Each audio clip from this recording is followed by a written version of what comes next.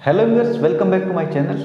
आज हम बात करेंगे इस वीडियो में एसएससी जीडी की जो नई वैकेंसी है उसके बारे में। एसएससी जीडी का जो नया नोटिफिकेशन इस साल 2023 में जो आया है उसके बारे में ये वीडियो है। इसमें कितनी पोस्ट हैं, क्या उसका एग्जाम पैटर्न होगा जो पोस्ट निकली हुई है, ठीक है, और क्या उसका पीएसटी पीईटी होगा यानी फिजिकल स्टैंडर्ड टेस्ट या फिजिकल एफिशिएंसी टेस्ट में क्या मांगा गया है, वो सारी डिटेल इन्फॉर्मेशन आप इस वीडियो में आपको मिलेगी। तो देखो, सबसे पहले क्या है एसएससी जीडी का मीनिंग क्या है। इसका मतलब होता है staff selection commission general duty, यानी जनरल ड्यूटी के लिए एसएससी हर साल वैकेंसी निकालती है। हर साल कई बार नहीं भी आती तो क्या होता है कि अगले 2 साल बाद उसमें जो उसी साल पिछले साल की वैकेंट पोस्टें इंक्लूड होके आ जाती है, यानी उससे ज़्यादा आ जाती है, 2 साल गैप से आती है। तो ठीक है, तो इसका पे लेवल क्या है, टोटल वैकेंसी है 26,146। इसका पे लेवल है 3rd, ठीक है, यानी इतनी सैलरी आपको इसमें मिलेगी। अब जो ये जीडी पोस्ट है एसएससी की, ये जो वैकेंसी ये कौन कौन सी डिपार्टमेंट, कौन कौन से ये जो आर्मड फोर्स है उनके लिए लिए जाती है। देखो, बीएसएफ है सबसे पहले, बॉर्डर सिक्योरिटी फोर्स, इसकी है 6,174 पोस्ट, ठीक है, यानी जो आपकी ये जीडी की यहाँ पे एसएससी जीडी की जो वैकेंसी का ये नोटिफिकेशन आ रखा है, इसमें ये आपके आर्मड फोर्सेज इनकी वैकेंसी के लिए है ये, ठीक है। ये सारे मिला के 26,146 होते हैं, ठीक है। टोटल इकट्ठी वैकेंसी एसएससी करवाता है आजकल इनकी, ठीक है। तो सबसे पहले क्या है, बॉर्डर सिक्योरिटी फोर्स यानी 6,174, इसकी बीएसएफ की है। CISF central industrial security force यानी 11,025, इसकी सीआईएसएफ की कितनी है, 11,025 वैकेंसी है। CRPF central reserve police force 3,337, ठीक है, 3,337। एसएसबी सशस्त्र सीमा बल 635 है इसकी, ठीक है। ITBP Indo Tibetan border police 3,189 post है इसकी। एआर यानी असम राइफल्स की 1,490 पोस्ट है, ठीक है। एसएसएफ सेक्रेटरीट सिक्योरिटी फोर्स इसकी 296, यानी टोटल मिला के ये आपकी होगी 26,146 पोस्ट, ठीक है। अब सबसे पहले तो देखो, जब फॉर्म भरते हो आप, ठीक है, तो उसमें ये अलग अलग ऑर्गेनाइजेशन है, अलग अलग आपके आर्मेड फोर्सेज हैं, ठीक है। इसमें कौन सी अच्छी है, किसको पहले प्रेफर करें, दूसरे कैटेगरी में किसको भरें, तीसरे में किसको भरें, ठीक है। तो प्रेफरेंस देने के लिए सबसे पहले मैं बता दूं आपको, जो गर्ल्स हैं उनके लिए एसएसएफ सबसे अच्छा है, ठीक है। फर्स्ट इसको दे सकते हैं गर्ल्स, जो फीमेल कैंडिडेट है उनके लिए सेक्रेटरीट सिक्योरिटी फोर्स की फर्स्ट चॉइस दे सकते हैं इसको। सेकंड सीआईएसएफ हो सकता है, फिर सीआरपीएफ, एसएसबी, आईटीबीपी, बीएसएफ, ठीक है। इस हिसाब से जो फीमेल है, फीमेल कैटेगरी से जो अप्लाई करेंगे तो वो इस तरीके से कर सकते हैं, ठीक है। जितने भी फीमेल अप्लाई करेंगे उनके लिए जो पोस्ट की प्रेफरेंस हैं, ठीक है, यानी प्राथमिकताएं हैं, तो पहली प्राथमिकता वो एसएसएफ को दे सकते हैं, उसके बाद सीआईएसएफ को दे सकते हैं, उसके बाद सीआरपीएफ को, ठीक है, उसके बाद एसएसबी, आईटीबीपी और बीएसएफ, ठीक है। इस तरीके से फीमेल कैटेगरी के जो कैंडिडेट हैं वो इस तरीके से इसमें प्राथमिकता दे सकते हैं फॉर्म में, ठीक है। मेल के लिए भी ऐसा ही है, ठीक है, एसएसएफ अच्छी है, इसके बाद सीआईएसएफ, सीआरपीएफ, ठीक है, एसएसबी, आईटीबीपी, बीएसएफ। इसी तरीके से कई बार क्या होता है कि कई स्टूडेंट बहुत ज़्यादा इंटेलिजेंट होते हैं, अच्छी रैंक आ जाती है उनके, ठीक है, लेकिन वो फॉर्म भरते टाइम ये गलती कर देते हैं कि उसमें प्राथमिकता ऊपर नीचे भर देते हैं, ठीक है। किसी जैसे फीमेल कैंडिडेट है उसको मालूम ही नहीं कि यहाँ प्राथमिकता भरने से क्या फ़र्क पड़ेगा, यहाँ प्राथमिकता भरने से ये फ़र्क पड़ेगा, ये आपको फ़ायदा होगा कि आपको एक अच्छा जो आर्मड फोर्स है उसके अंदर आपको जगह मिल जाएगी, ठीक है, यानी थोड़ा सा रिलैक्सेबल अच्छी पोस्ट है ये, ठीक है, यानी बीएसएफ के कंपेयर करोगे तो ये अच्छा है, ठीक है। तो जिस हिसाब से आप प्रेफरेंस दोगे, आप जिस हिसाब से आप प्राथमिकता दोगे पोस्ट को, उस हिसाब से आपको यदि अच्छी रैंक है तो उस हिसाब से आपको ये पोस्ट आपको मिल जाएगी, ठीक है। तो सबसे पहले एसएसएफ, चाहे मेल हो फीमेल, उसके बाद आप सीआईएसएफ को दे सकते हो, उसके बाद सीआरपीएफ, एसएसबी, आईटीबीपी और बीएसएफ। इस तरीके से आप इनको प्रेफरेंस दे सकते हो। ये मेरा पर्सनल आपके लिए एक व्यू है, ठीक है, बाकी आप अपने हिसाब से कर सकते हो। अप्लाई कर सकते हो, ठीक है, प्राथमिकता दे सकते हो इस कैटेगरी में, ठीक है। टोटल पोस्ट ये है 26,146, ठीक है। अब क्या है इसकी प्रोसीजर, सबसे पहले फॉर्म आपको अप्लाई करना है 24/11 से और 31/12 तक, यानी 24/11/2023 से 31/12/2023 तक इसके फॉर्म चालू रहेंगे, आपको ऑनलाइन अप्लाई करना है, ठीक है।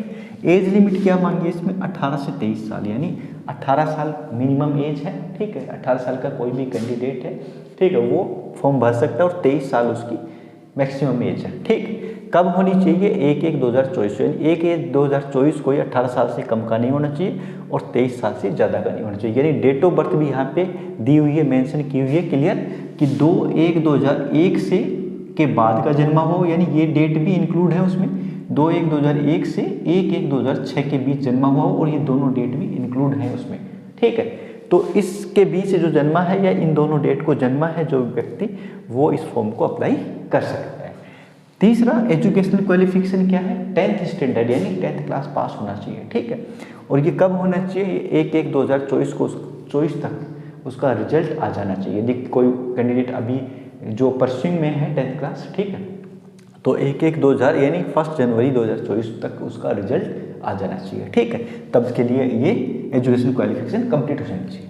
तीसरा क्या, एप्लीकेशन फी, ठीक है। चौथा, एप्लीकेशन फी कितनी है, जो भी वुमेन के सभी कैटेगरी की वुमेन्स, यानी जो फीमेल कैटेगरी, ठीक है, फीमेल सभी कैटेगरी की फीमेल, ठीक है, और SC ST के मेल और फीमेल दोनों, ठीक है, और ESM एक्स सर्विसमैन, इनके लिए कोई भी फीस नहीं ली जाएगी इस फॉर्म में, ठीक है, कोई फॉर्म फीस नहीं ली जाएगी, यानी ऑल कैटेगरीज वुमेन, यानी सभी कैटेगरी की फीमेल हैं जो, ठीक है, और SC ST के ऑल कैंडिडेट मेल और फीमेल, और ESM के, ठीक है, एक्स सर्विसमैन के, इनसे कोई चार्ज नहीं लिया जाएगा, नो फीस, ठीक है।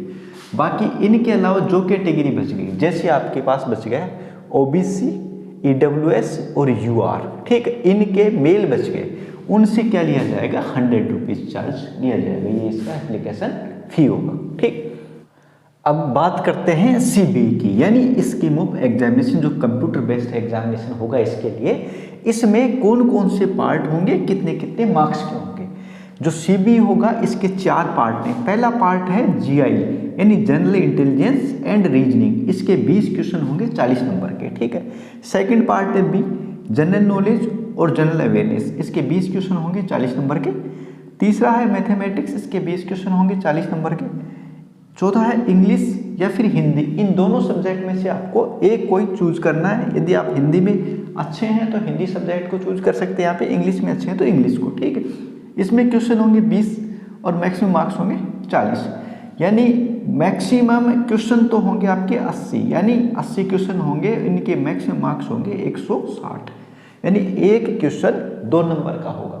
और टोटल टाइमिंग दी हुई है आपको 60 मिनट, यानी 1 घंटा। 1 घंटे के अंदर ये CBE ये आपका कंप्लीट करना है आपको। 80 क्वेश्चन 160 मार्क्स के हैं और 60 मिनट इनका टाइम दिया हुआ है, ठीक है।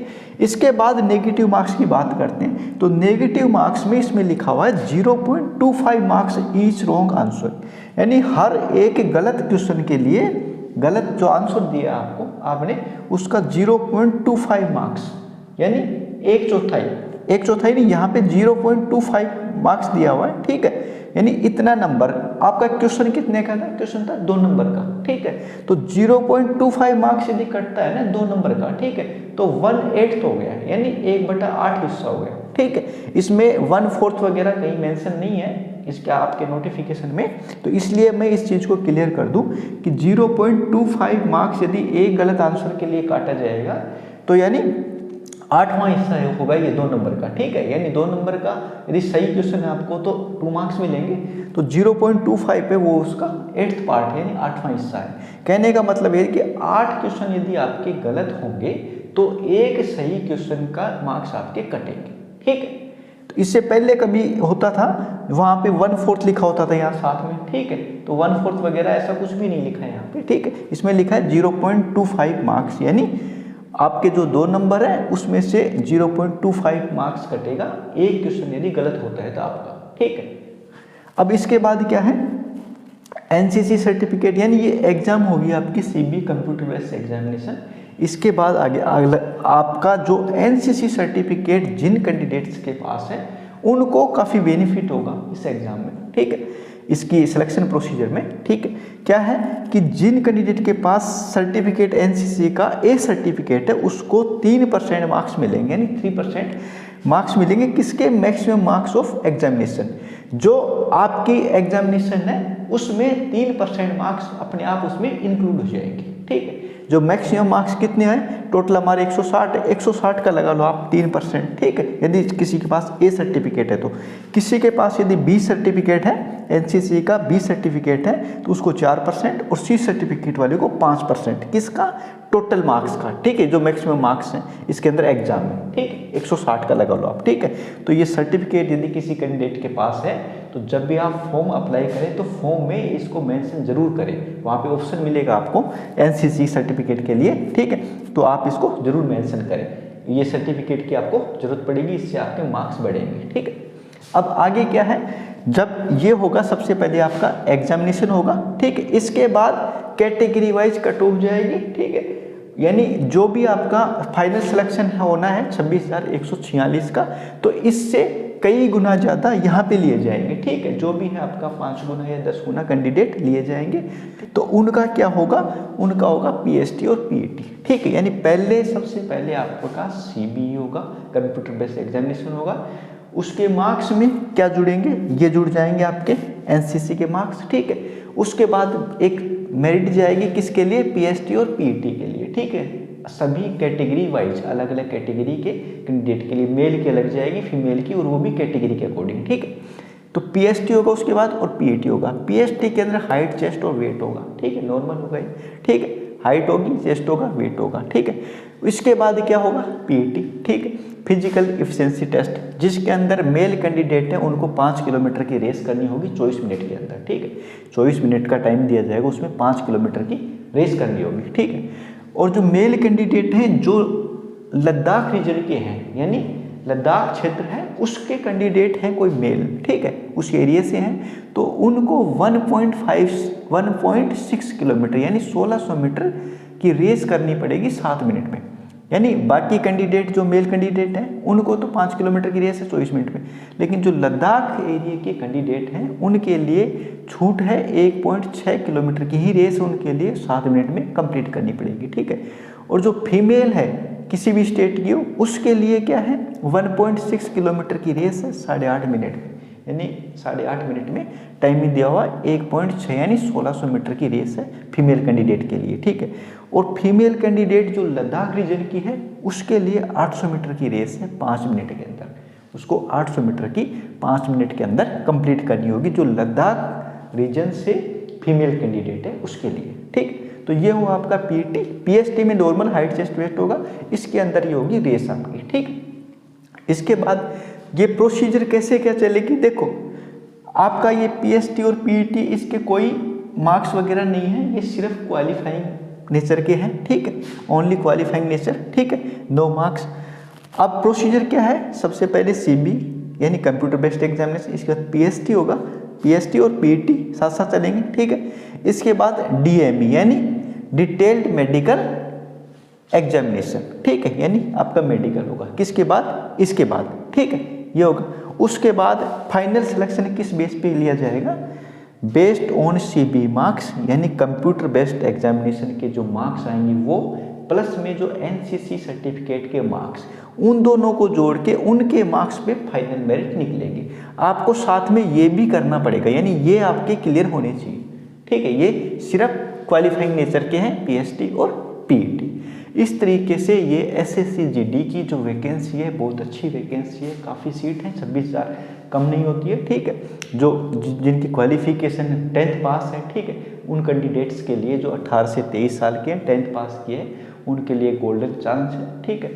और पेपर कोई हार्ड नहीं है। दिक्कत कई बार क्या आती है, इंग्लिश मीडियम की आती है। इंग्लिश का हर आजकल कोई भी कंपटीशन एग्जाम है उसके अंदर इंग्लिश एक पोर्शन होता है, एक पार्ट होता है पूरे पेपर का, ठीक है, कुछ ना कुछ क्वेश्चन इंग्लिश के होते हैं। यहाँ पे आपको एक छूट मिल रही है एक तरीके से, आपके लिए एक बेनिफिट, यानी इंग्लिश की जगह आप हिंदी भी सब्जेक्ट ले सकते हो। यानी 3 सब्जेक्ट तो ये सभी के लिए कंपलसरी है। बाकी चौथा जो पार्ट है इंग्लिश और हिंदी, ठीक है, इनमें से आप एक चूज कर सकते हो। यानी आपको यदि इंग्लिश में दिक्कत है तो हिंदी सब्जेक्ट आप यहाँ पे चूज कर सकते हो। उसके 20 क्वेश्चन होंगे, इंग्लिश के 20, लेकिन आप हिंदी ले रहे हो तो हिंदी के। तो ये सबसे बढ़िया आपके लिए एक बेनिफिट है। जिनको जो इंग्लिश से बिल्कुल डरते हैं, इंग्लिश उनके बिल्कुल आउट ऑफ रेंज है उनके, यानी दिमाग में आती नहीं है, ठीक है, उनके लिए सबसे बढ़िया चांस है ये। और ये एक एंट्री लेवल है, यानी आप एसएससी का एक पार्ट बन सकते हो इस एग्ज़ाम को क्वालिफाई करके एंट्री लेके। उसके बाद जैसे जैसे आप एजुकेशन अपनी बढ़ा लो, ठीक है, एजुकेशन बढ़ाते हुए अपनी तैयारी करते रहो साथ में। इससे बड़े लेवल की भी आती है, ठीक है, आपके सीपीओ वगैरह आता है एसआई का, ठीक है, वो वैकेंसी भी इसी से जो सीएपीएफ है इसी के जैसी है बिल्कुल, ठीक है, सेंट्रल आर्मेड पुलिस फोर्स, ठीक है, वो इसी में है। आगे यदि आपकी क्वालिफिकेशन अच्छी है तो उसके लिए तैयारी करते हो। एक बार आप एंट्री के लिए, आपको गवर्नमेंट जॉब में एंट्री के लिए गोल्डन चांस इस वैकेंसी से बढ़िया और कोई नहीं है यदि आपको आर्मेड फोर्स में जाना है, ठीक है। आपके ये 6-7 चीज़ें हैं आपके पास, इन 7 में से किसी में भी आपका नंबर पड़ जाता है, अच्छी रैंक आती है तो पड़ जाएगा, अच्छी रैंक आती है तो अच्छी जगह मिल जाएगा आपको, ठीक है, नहीं तो कहीं ना कहीं तो मिल जाएगा। 26,000 पोस्ट काफ़ी होती हैं, ठीक है। तो आप ज़रूर इसका फॉर्म भरें, जो भी कैंडिडेट इस लायक हैं, यानी 10th जिन्होंने कर रखे, 10th पास कैंडिडेट वो ज़रूर अप्लाई करें। और ये हर साल आने वाली वैकेंसी है, यदि एग्ज़ाम में बैठते हैं आप तो आपको एक्सपीरियंस होता है उस एग्ज़ाम का, ठीक है। तो इस वीडियो को ज़्यादा से ज़्यादा आप अपने फ्रेंड सर्किल में शेयर करें और लोगों को बताएं नई वैकेंसी के बारे में। इस जो वैकेंसी है जीडी की वैकेंसी है, इसका जो सिलेबस है रीजनिंग का है, जीके जीए का, मैथमेटिक्स और इंग्लिश और हिंदी, ये पूरा कंप्लीट सिलेबस हमारे चैनल पे आपको मिल जाएगा। सभी के वीडियो आपको A to Z जो टॉपिक है इनके अंदर, उन सब के टॉपिक के वीडियो आपको हमारे चैनल पे अवेलेबल कुछ टाइम के बाद हो जाएंगे। यानी आज से 10 से 15 दिन के बाद आपको सभी सब्जेक्ट के थोड़ी थोड़ी वीडियो धीरे धीरे मिलते जाएंगे, यानी टू द पॉइंट चलेगा उसके अंदर, ठीक है, और आपकी अच्छी से तैयारी हो जाएगी। Thank you.